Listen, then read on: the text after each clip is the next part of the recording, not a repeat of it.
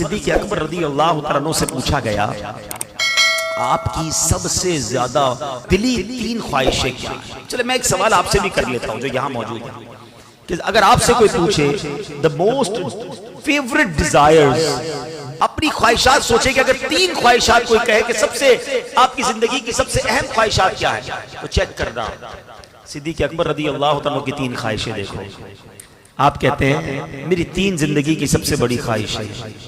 कहते हैं पहली है अन नज़्रु इलैक, दूसरी है वल जुलूसु बैन यदैक, और तीसरी है व इन्फाक़ु माली अलैक।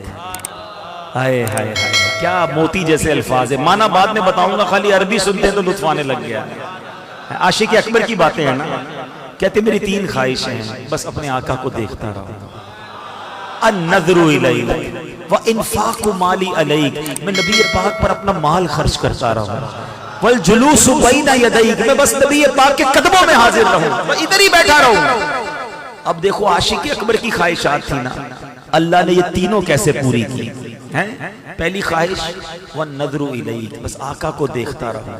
जब नबी पाक खुतबा फरमाते थे ना, बयान फरमाते, सारे सहाबा दुजानू बैठकर अदब के साथ सर झुकाते थे, आका के चेहरे को नहीं देखते थे। सिर्फ अबू बकर सिद्दीक रज़ी अल्लाह तआला और हजरत उमर फारूक रज़ी अल्लाह तआला, ये नबी पाक के चेहरे को देखते, आका उन्हें देखते। वो नबी पाक को देखकर मुस्कुराते, आका उन्हें देखकर मुस्कुराते। तो अब पहली ख्वाहिश अन नज़्रु इलैक, हाय हाय कैसे पूरी हुई। किताबों में एक जुमला मैंने पढ़ा कि वो इबादत जो सिद्दीक़ अकबर ने गारे सौर में नबी पाक के दीदार वाली इबादत की ना, जब आका गोद में थे। ट्राई टू अंडरस्टैंड, जरा रियलाइज करो, जब कोई किसी की गोद में होता है दीदार कैसा होता है। आंखें कैसी देखी होंगी, अबरू कैसे देखे होंगे, दाढ़ी कैसी देखी होगी, प्यारे आका के मुबारक कान कैसे देखे होंगे, और कितना जी भर के देखा होगा। उलमा कहते हैं जिस वक्त सिद्दीक़ अकबर नबी पाक का उस वक्त जो दीदार कर रहे थे, कायनात में वो इबादत कोई और नहीं कर रहा, सिर्फ सिद्दीक़ अकबर को ये मुकाम हासिल था कि इस तरह नबी पाक का दीदार नसीब हुआ। अल्लाह ने पहली ख्वाहिश ऐसे पूरी की। दूसरी ख्वाहिश व इन्फाक़ु माली अलैक, हुजूर आप पर माल खर्च करता रहूं, बस मेरी ये ख्वाहिश है। आपने एक बार नहीं, 1 से ज़ायद बार नबी पाक की बारगाह में अपना सारा माल पेश किया। पहले एक और बात बताऊं कि प्यारे आका अलैहिस्सलातु वस्सलाम, हदीसों में लिखा कि सिद्दीक़ अकबर रज़ी अल्लाह तआला अन्हु का माल यूं इस्तेमाल फरमाते थे जैसे अपना माल इस्तेमाल फरमाते हैं। इतनी क्लोजनेस थी कि पूछा नहीं जाता था। नबी पाक सिद्दीक़ अकबर के माल को इस्तेमाल फरमाते, और वो हदीस अल्लाह अकबर आप फरमाते जिसका मजमून है, जितने लोगों ने मुझ पर एहसान किया मैंने सबका एहसान चुका दिया, मगर अबू बकर ने जो मुझ पर एहसान किया है, क़यामत के दिन उसका बदला मैं रब से लेके उसे लौटाऊंगा। अल्लाह अकबर, किस किस शान को बयान किया जाए। अल्लाह के हबीब की दुआएं किस तरह उन्होंने ली। अरे बिलाल हबशी से कौन मोहब्बत नहीं करता, हमारे आशिकों के इमाम हैं, मुअज्जिन रसूल हैं, उन्हें छुड़ा कर कौन लाया। उमैया जो था इतना जुल्म करता था, अबू बकर सिद्दीक करीब से गुजरे, देखा बिलाल को मार रहे हैं, तपती रेत पर लिटाते हैं। आपने उसके मालिक से कहा क्यों तंग करते हो, ये मुसलमान हो गया है क्यों मारते हो। कहा अबू बकर तुम्हें बड़ा शौक है, खरीद लो इसे। आपने बताओ कितने पैसे लोगे, वो थोड़े पैसे बताता। आपने कहा ओके, वो और पैसे बढ़ाता। आपने कहा ठीक है, वो डील डन करता, फिर पैसे बढ़ा देता। वो जितने मांगता रहा आप बढ़ाते रहे, आखिरकार एक रकम पर फैसला हो गया। आपने जब पैसे दिए, उमैया पता है क्या कहता है, कहता है अबू बकर तुम तो बड़े कारोबारी थे, तुम्हारे कारोबार की मैंने बड़ी बातें सुनी, तुम्हारी डील बड़ी जबरदस्त होती थी, आज तुमने क्या किया, जो मांगा तुमने दे दिया, बड़ा महंगा गुलाम खरीदा है। अल्लाह अकबर। अबू बकर सिद्दीक कहते हैं ए उमैया तुम बिलाल की कीमत क्या जानो, तुम्हें क्या मालूम ये कौन है। अरे तुम इससे ज्यादा मांगते, मैं तुम्हें इतने देता।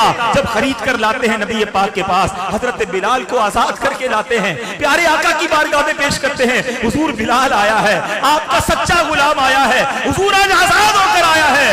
अल्लाह के नबी क्या कहते हैं, अबू बकर थोड़े मेरे पैसे भी मिला लो, बिलाल को आजाद करने में जो तुमने रकम खर्च की है मेरा माल भी उसमें शामिल कर लो।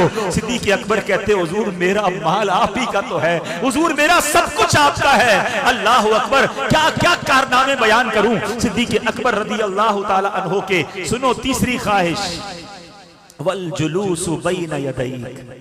कहते हुजूर मेरी तमन्ना है कि बस आपके कदमों में जिंदगी गुजरे, जिंदगी तो गुजारी, मगर जब वफात का वक्त करीब आने लगा, आका तो तशरीफ ले जा चुके थे ना दुनिया से, हैं?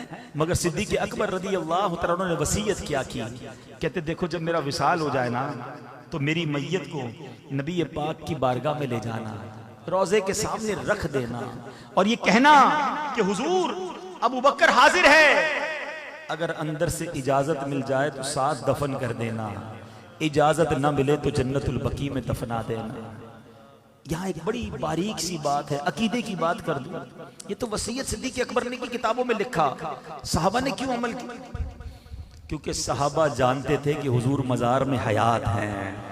सारे सहाबा का इस वसीयत पे अमल करना कि हुजूर सुनते भी हैं, जानते भी हैं, देखते भी हैं, तू जिंदा है वल्लाह, तू जिंदा है वल्लाह, मेरे चश्मे आलम से छुप जाने वाले ए आशिको तुम्हें मुबारक हो। यही सहाबा का अकीदा, सिद्दीक़ अकबर का भी यही अकीदा है, वरना वसीयत क्यों करते?